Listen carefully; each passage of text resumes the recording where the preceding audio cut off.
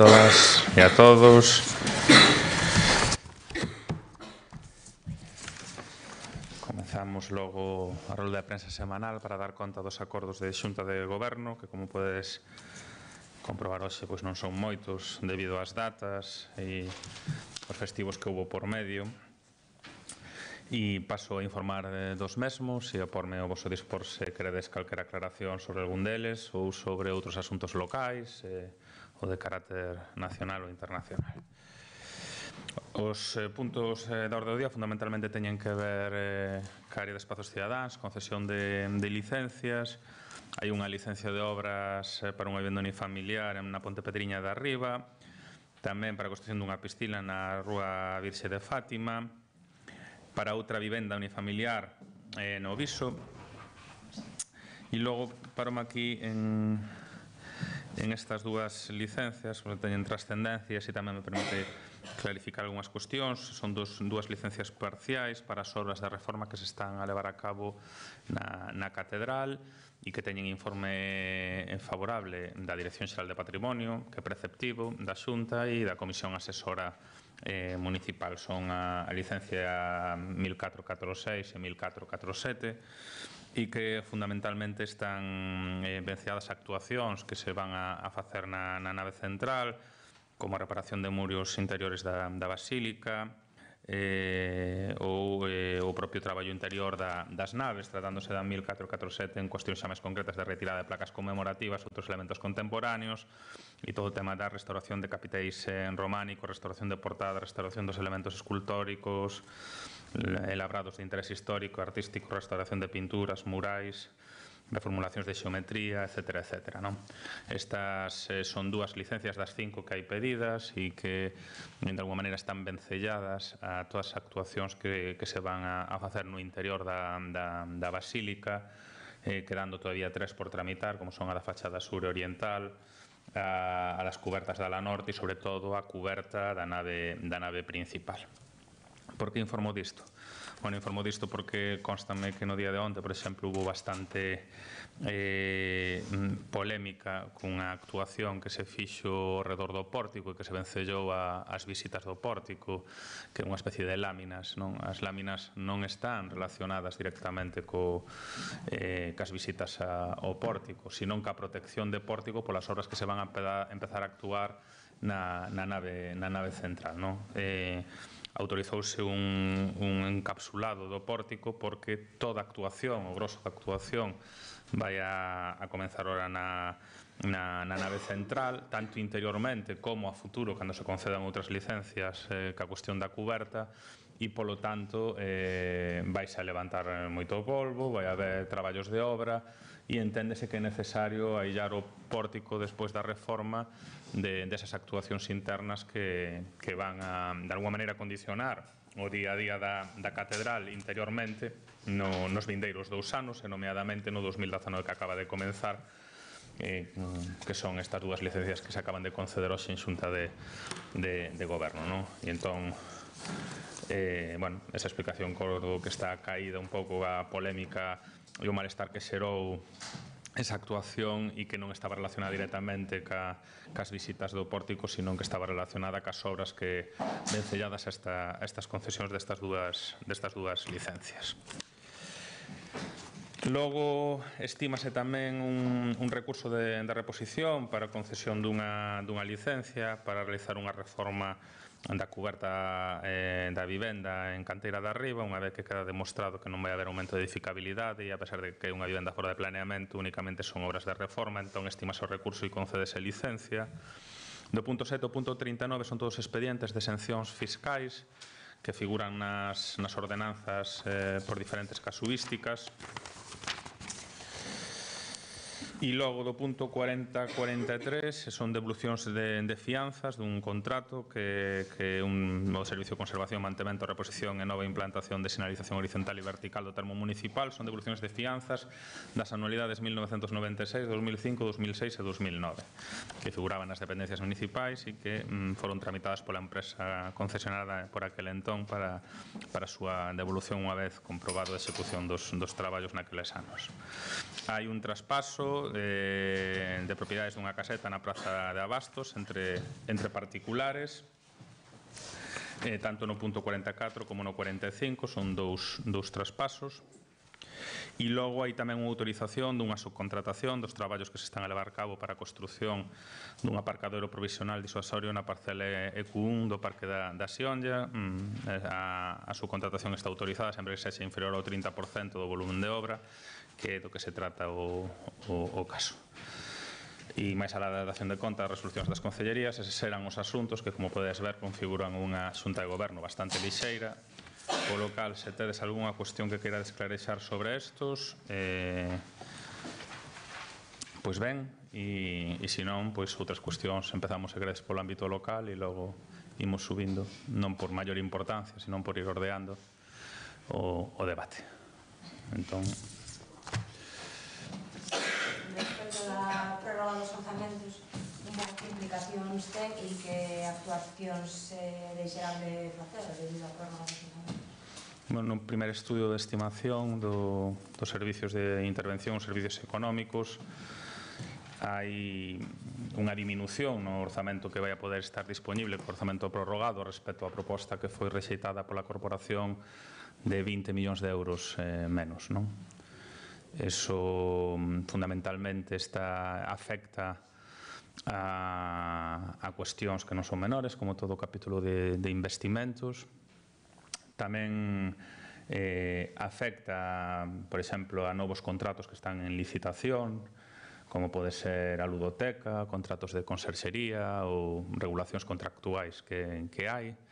Tamén afecta, de momento, a todas as mellores comprometidas co persoal e o cadro de persoal, é dicir, as contratacións, pois, por poñer un exemplo, da Policía Local, que estaban contempladas no exercicio que foi rexeitado en corporación, non?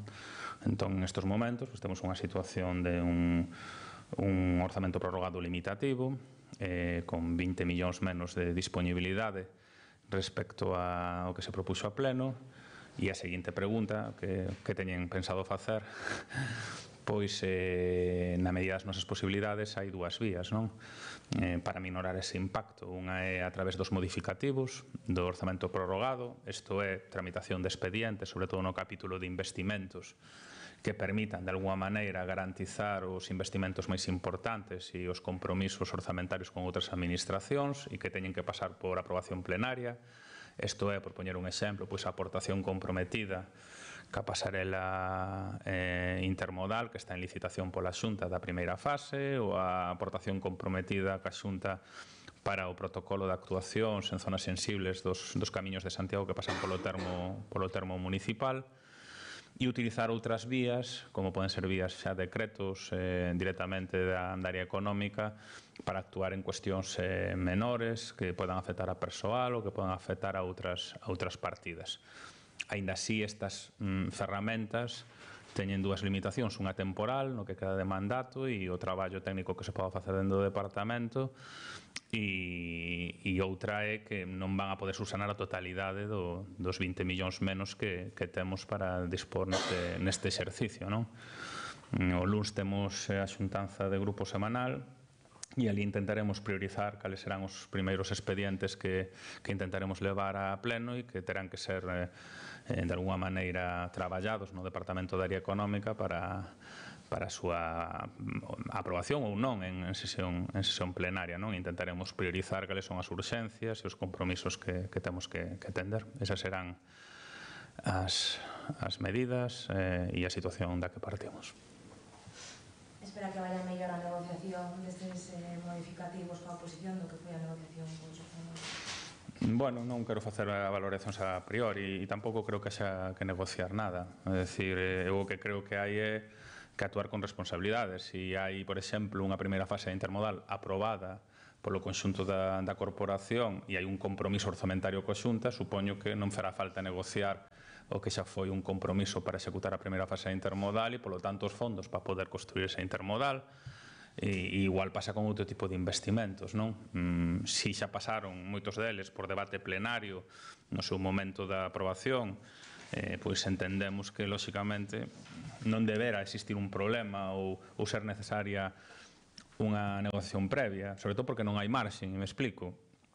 Non temos marxen para negociar a aportación que temos que facer a primeira fase da intermodal cando xa está aprobada, xa está en licitación e están as partidas comprometidas incluso con acordos plenarios. O que habrá é que habilitar fondos e o mismo con outros protocolos de colaboración coa Xunta ou con outros investimentos, non? Eu aí o que fago un chamado é a responsabilidade dos grupos. No seu momento o BNG incluso explicitou no propio debate plenario que facilitaría a aprobación de modificativos de crédito, non? Unha maneira de poñer a venda diante da ferida, pero que o contrario tería pouca explicación, porque son compromisos xa debatidos en sesión plenaria e compromisos de cidade que temos que intentar viabilizar. En canto á ludoteca, sabes se xa cando poderán estar resoltos eses recursos e cando poderán... Creo que até o luns non empeza a contar o prazo para a resolución do recurso especial en materia de contratación vía administrativo. O prazo que hai para esta resolución destes recursos parece ser que é de 2-3 semanas, sempre ca cuestión das datas nas que estamos, non? Creo que hasta o luns non empeza a contar esas 2-3 semanas e pois agardemos que coa finalización de xaneiro podamos ter unha resolución nun sentido ou noutro que nos permita habilitar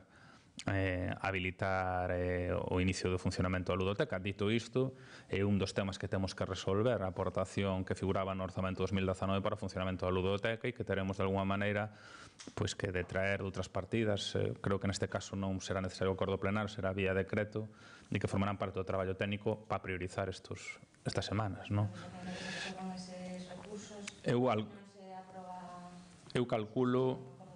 Eu calculo que neste caso, cando os recursos estén resolvidos, teremos buscado unha solución para os fondos, non? Esa é a vontade. En este caso, creo que non é necesario un modificativo de crédito plenario pola cuantía e que sería necesario un decreto da Concellalía, porque son as dúas fórmulas que vai haber para intentar, de alguma maneira, subsanar pois a merma de fondos para poder dispor no 2019, non? Pero o luns un pouco clarificaremos máis cales serán as prioridades, pero a ludoteca é un dos temas que están en riba da mesa, igual que outros contratos que están en licitación.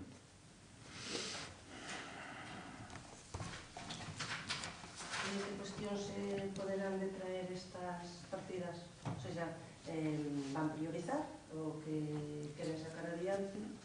Pois eso poderémolo decir a partir do luns, non? Pero hai cuestións, por exemplo, que quedan prorrogadas que non teñen moito sentido.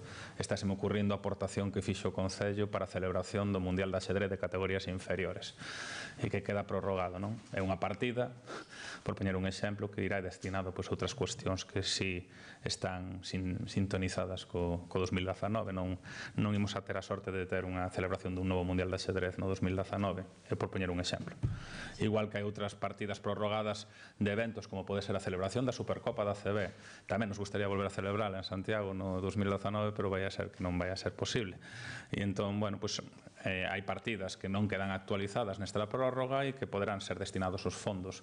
Dito isto, repito, nos non vamos a poder subsanar a non aprobación orzamentaria na súa totalidade, intentaremos minorar o impacto de ter que funcionar con orzamentos prorrogados, pois esas dúas vías, vía decreto de Concellalía, vía acordo plenario de modificativo de crédito, según marquen os técnicos e marque o marco legal.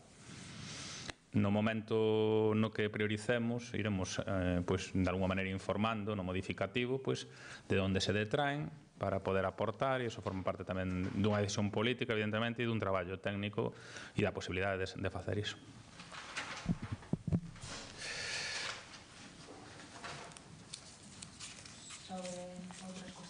Veña.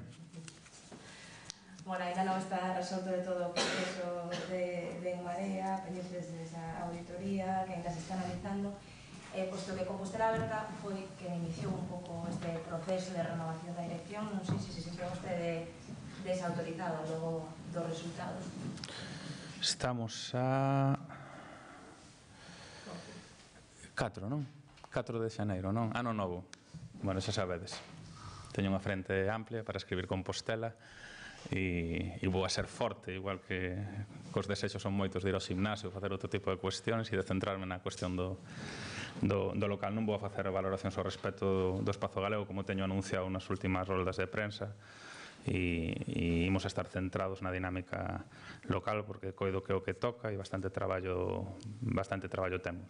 Creo que fixen todas as valoracións que había que facer e incluso algunha demais, e xa hai que economizar enerxías e esforzos, por o importante. Disculpademe.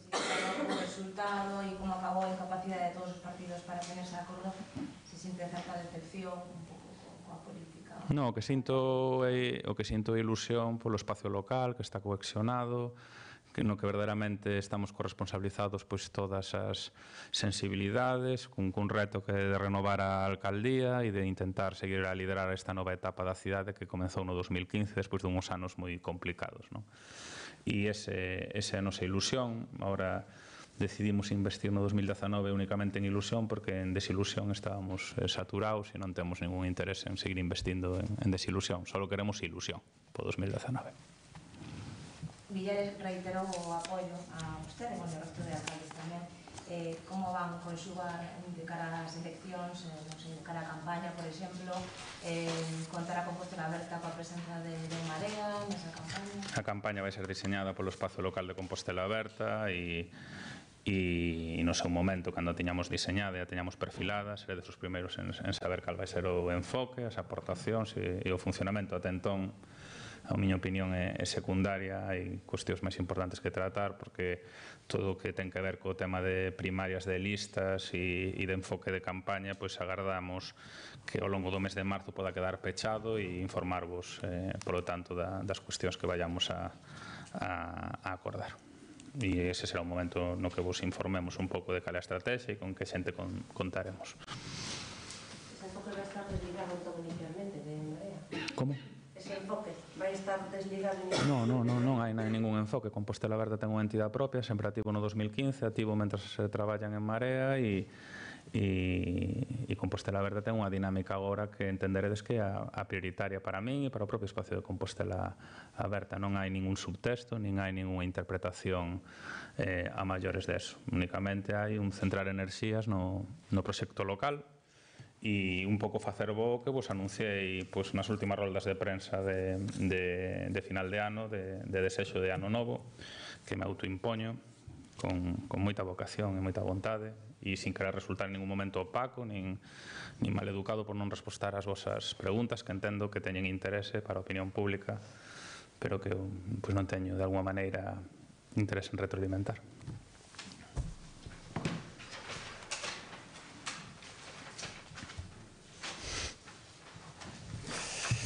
Moi ben. Sí. Unha cuestión, a policía local este ano van poder xubilarse 17, non sei se farán todos, pero a posibilidade existe. A plantilla está xa moi mermada. O goberno municipal está traballando en alguna... Traballou, na proposta orzamentaria estaba. Unha proposta de unha oferta de emprego público, non se lembro exactamente de que número de prazas, pero era máis ambiciosa, non? E foi rexeitada e será unha das prioridades nas que traballaremos para cumprir cos acordos en persoal, non? Evidentemente, as ofertas de emprego público teñen os seus prazos, os seus tempos, e chegado o momento, pois, se hai que buscar fórmulas alternativas, buscaránse, pero había unha proposta, sobre todo, centrada na cuestión de persoal. E, bueno, hai que decir unha cuestión, a proposta de orzamentos que foi rexeitada pola corporación foi avalada unanimemente por todas as centrais sindicais e eu gustaríame ver en hemeroteca cando eso aconteceu nesta casa, porque as centrais sindicais sempre soen coller distancia das propostas en materia laboral dos gobernos municipais e aquí hubo unha defensa unánime do conxunto das centrais sindicais respecto ás medidas que figuraban nos orzamentos. Pero sí, non lembro exactamente cantas plazas, pero había unha importante aposta en materia de oferta de emprego público, nomeadamente en materia de emerxencias, por razóns evidentes. Que máis se representa no goberno co orzamento prorrogado? Bueno, haberá que facer estudios se podemos subsanar en materia de cumprimento de obrigas laborais algo polas dúas vías que antes vos dixen, ou ben polo modificativo ou ben por vía decreto, que son as dúas habilitadas, e a partir da semana que ven vos poderemos informar se en materia laboral temos algún marxen respecto a poder subsanar algo do perdido co rexeitamento do documento orzamentario do 2019, non?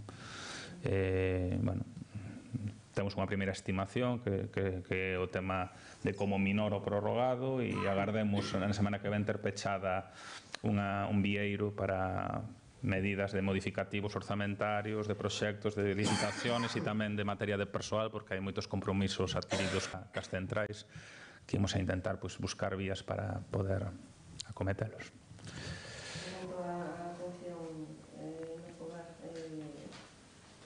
a atención de Eulen segue xerando malestar en algúns usuarios, pois o Concello entrou xa no tema que suscitou as últimas críticas destes días.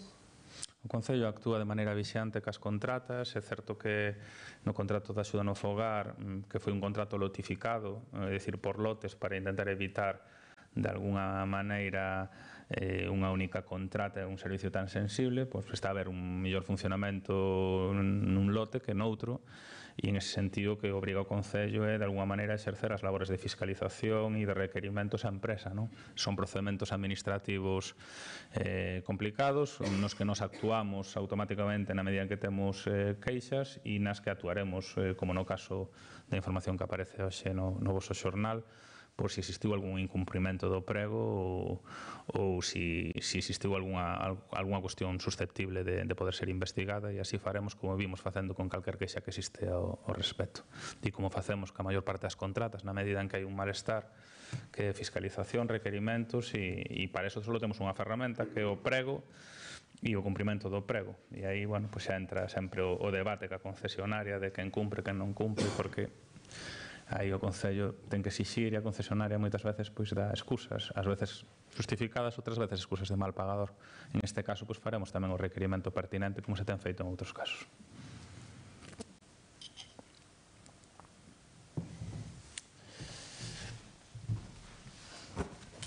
Bueno, xente, pois nada, te dei unha boa noite de Reis, que vos trae moitos regalos e vémonos a semana que ven. Vale,